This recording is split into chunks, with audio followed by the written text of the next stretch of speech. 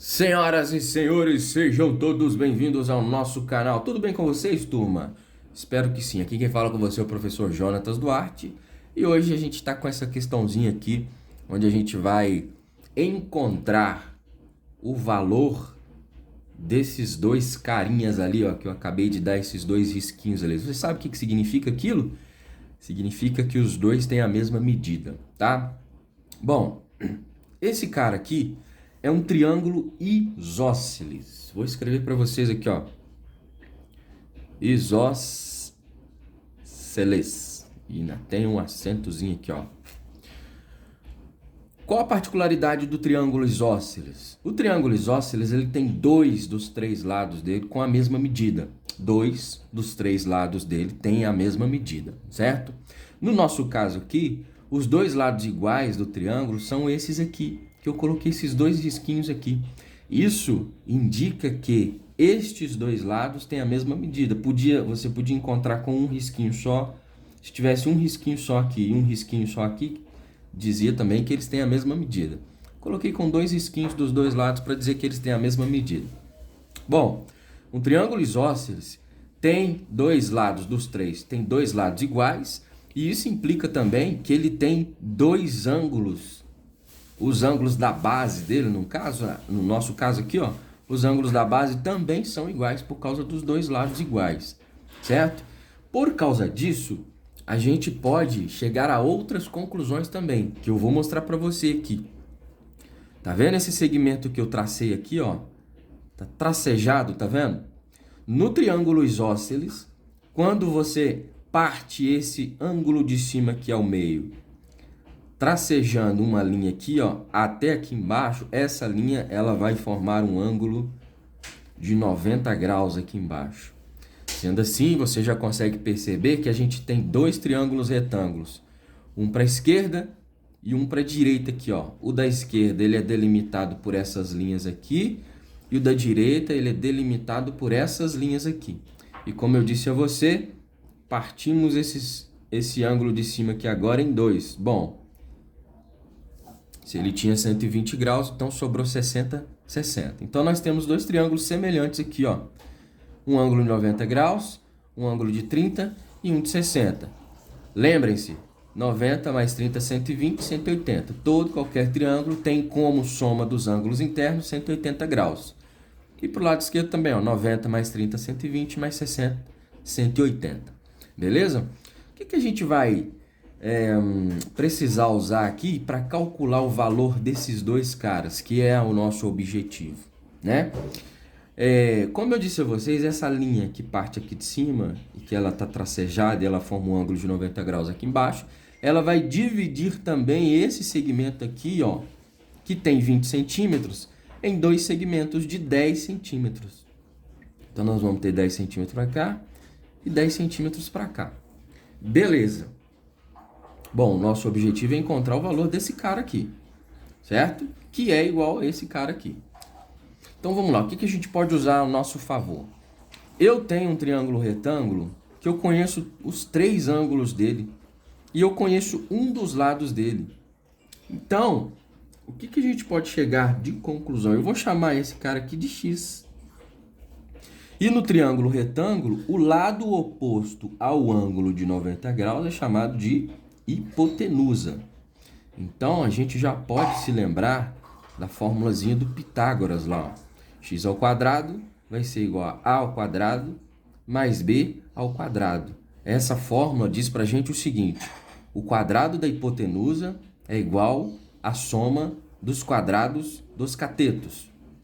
Só que é o seguinte, eu só tenho o valor de um dos lados, eu não sei quanto mede esse outro cateto aqui e eu não sei quanto mede a hipotenusa. Então eu não consigo encontrar a hipotenusa usando o teorema de Pitágoras. Aqui nesse caso não, porque eu só tenho o valor de um dos lados. Mas aquela relação seno, cosseno e tangente, ela vai ser muito válida para nós aqui. Por quê? O seno, vou chamar esse ângulo aqui de beta, tá bom? Vamos pensar nesse ângulo aqui, ó. O seno de beta a gente calcularia como? Usando a medida do cateto oposto e dividindo pela medida da hipotenusa.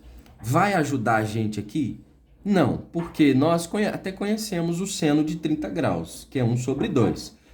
Mas nós não conhecemos o cateto oposto e não conhecemos a hipotenusa. Então, nós temos de 3 variáveis aqui, vamos dizer assim, nós não conhecemos duas, nós conhecemos uma só, que no caso é o seno de 30 graus, que é meio. Então, nós vamos ficar com duas aqui, não vai ser possível, não.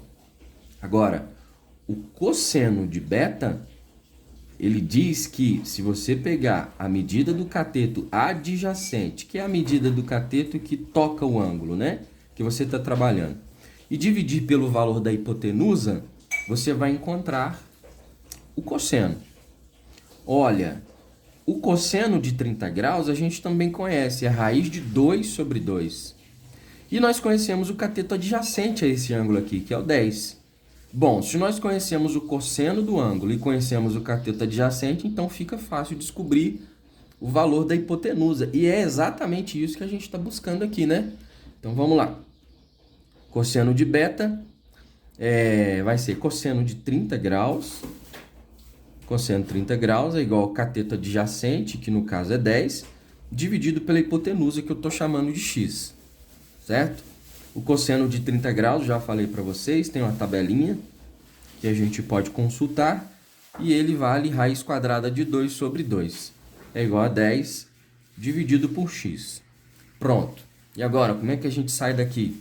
Só multiplicar cruzado, né? Então, eu vou ter raiz quadrada de 2 vezes x é igual a 10 vezes 2. Multipliquei esse por esse e multipliquei esse por esse. Beleza. E agora, eu vou passar esse raiz quadrada de 2 que está multiplicando para o outro lado, dividindo. Lembrem-se, você não pode deixar uma resposta com a raiz no denominador.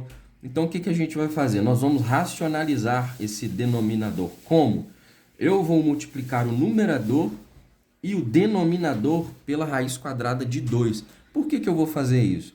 Porque quando eu multiplicar a raiz quadrada de 2 com a raiz quadrada de 2, eu vou conseguir sumir com a raiz quadrada do denominador. Como? Olha, raiz quadrada de 2 vezes a raiz quadrada de 2 é a mesma coisa que eu escrever isso aqui, ó. Raiz quadrada de 2 vezes 2. Reparem, eu tinha duas raízes aqui. Antes disso, né? Eu tenho duas frações. E para multiplicar frações é só multiplicar o numerador com o numerador e denominador com o denominador. Tá? Então, como é que eu saio disso aqui? Raiz quadrada de 2 vezes raiz quadrada de 2, eu posso escrever dessa forma. Raiz quadrada de 2 vezes 2. Ora, mas a raiz quadrada de 2 vezes 2 é a mesma coisa que a raiz quadrada de 4. E a raiz quadrada de 4 é 2. Tá vendo? Então, toda vez que você multiplicar uma raiz por ela mesma, o resultado é o próprio número que está lá dentro. Então, vai ficar 20 vezes a raiz quadrada de 2 dividido por 2. E eu posso dividir esses dois caras aqui. Eu posso simplificar, né? 20 dividido por 2 vai dar 10 e sobra a raiz quadrada de 2. Pronto. O que nós encontramos aqui? O valor de x. E o que o x representa aqui para a gente?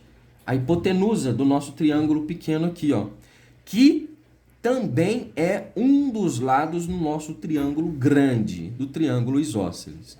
Então, o nosso objetivo era encontrar o valor de um desses lados, então a gente encontrou aqui, ó, 10 raiz de 2. Como este lado aqui tem a mesma medida desse, então esse cara aqui também vai ter 10 vezes a raiz quadrada de 2 como medida de lá.